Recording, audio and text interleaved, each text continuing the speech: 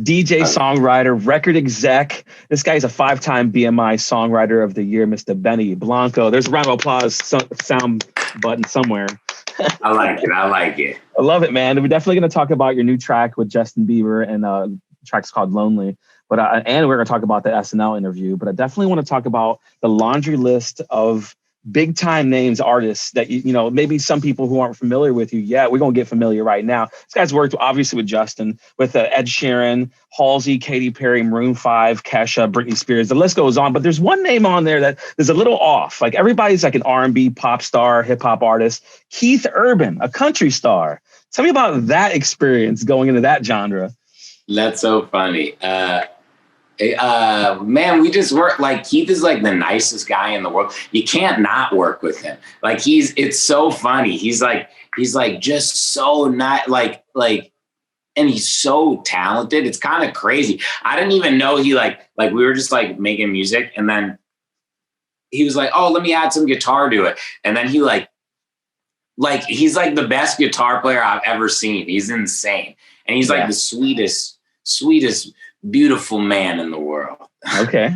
Now I'm assuming he's from Australia, like, right? He's got an accent. Heavy accent. You guys chit chat about where he was from or anything like that? Did you try doing an Australian accent? He kind of like, you know, cracked you up a little bit about it.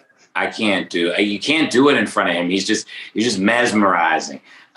No, we talked about Australia a little bit. Australia, like a lot of my friends, actually I have so many friends from Australia, especially in the music business. A lot of people work, like Vance Joyce, Sia, they're all from Australia. Yeah, I mean, Australia is basically like USA Junior. I mean, I'm assuming it's just... Yeah, you definitely. I know you're from Northern Virginia, and you started basically in your bedroom, from what I was reading about, you know, your music career, like where you wanted to start getting into music. That really relates to a lot of the artists that are out there now, especially during this pandemic. Everybody's behind the scenes in a walk-in closet, locking it up and putting the old McDonald's trays against the wall for soundproofing. I mean, tell me a little bit about, you know, your writing process when you first started, you know, loving music, or even, you know, making beats, or when you were throwing vocals over some popular beats. Tell me about your process, like when you were doing that, and the hunger that fed you to where you are today. I had no idea what I was doing. I literally would. First of all, I didn't even have like a program that could keep the music in time, so I didn't even know that there was like that you could like.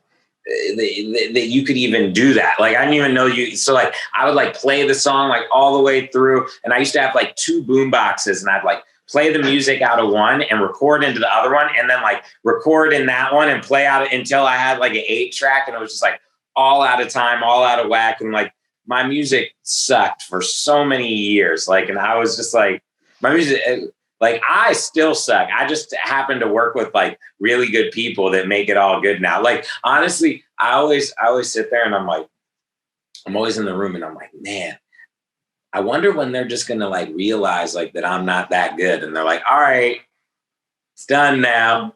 Stop it. You got to stop that. You got to stop that. You know you're that good. Come on, man. I mean, you worked on me, like when you were like first coming up, just after you left your bedroom and got serious, you started getting tutored by someone, and then you co-wrote a song for Katy Perry that had to be her biggest song, Teenage Dream. Then you worked on Kesha's TikTok, Tiago Cruz's Dynamite. I mean, these are bops. I mean, bops that a lot of people didn't know you were involved with.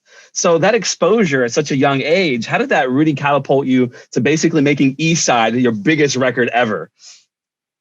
It was like, you know, I just did it for so long. I didn't even in the moment, I didn't even realize it. I'm just making music every day. Like, there was no like, oh yeah, we did this, we did that. Like, it was just like, I love music so much that, you know, whether like 1 billion people heard it or whether like 6 of my friends heard it, I still get that same feeling. Like when you play it for like your friend and they show the little goosebumps, like that's it for me.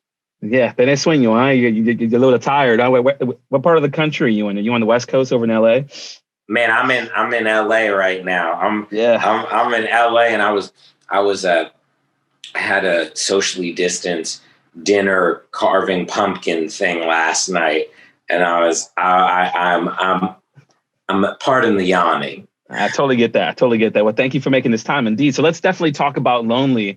And I'm the kind of guy that I have to obviously listen to the lyrics, and being in radio, I have headphones on, I listen to the lyrics, but the video or even the performance is what really seals the deal when it comes to songs and the lyrics. When I saw the performance on SNL with you on the keyboard, you had Justin Bieber singing out there Lonely.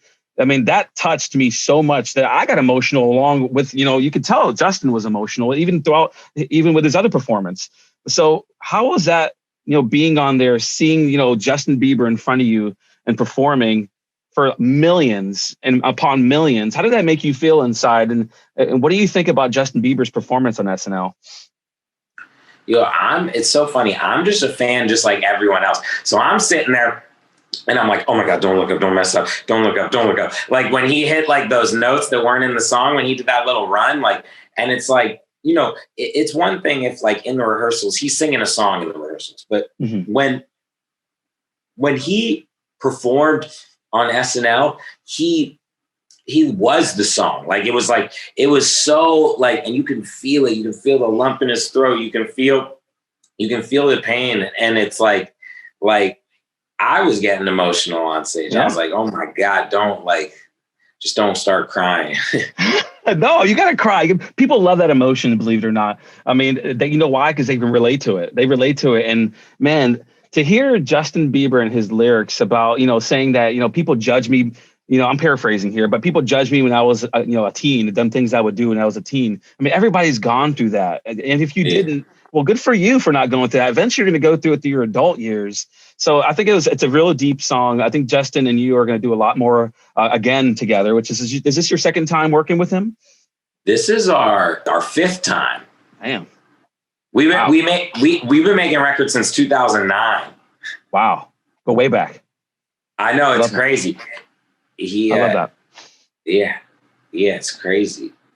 So definitely, my name is Serrano. I do afternoons here in Tampa, probably the competitor against the guy you were probably just interviewing, but being interviewed by. But I appreciate you taking the time. I'm going to have this whole thing on air and online. If there's that music you were talking about that you created when you first came out, is that available anywhere for anyone to listen to be inspired by? Maybe. No, the first stuff that really came out was when I was like 17, 18. I produced a guy's album named Spank Rock. Okay. That was like the first real thing. And he's great on it. I'm just embarrassing. Yeah. How did that come about though? Does he come over to the crib? You guys just chilling and all of a sudden let's work together? Or does he reach out? Is he in your DMs? Is he trying to sell you on this project? And no, there is no DMs. It's like, YouTube didn't even exist. YouTube just started. I mean, this is 15 years ago. Wow. So MySpace. This is MySpace then. MySpace era. Okay. And we actually met in person through one of my old mentors. I was an intern at the studio, and he was recording in the studio, and he was just this big up and coming guy in New York. And we just stuck together, and eventually I just begged him to make music with me. And eventually we made one song, and then we got a record deal, and then it all started from there. Totally. Understood. Definitely. Well, Benny Blanco, thank you so much for taking the time to do this. Indeed, man. We look forward to listening to a lot of your other projects, and make sure everybody downloads, streams, get it going. Lonely with Justin Bieber. You got Benny Blanco writing it, and Finesse. Thank you so much, man. I appreciate you very much. Let's go. Thank you so much for doing this with me. Absolutely. Definitely. It's my pleasure. Take care, y'all. Thank you very much.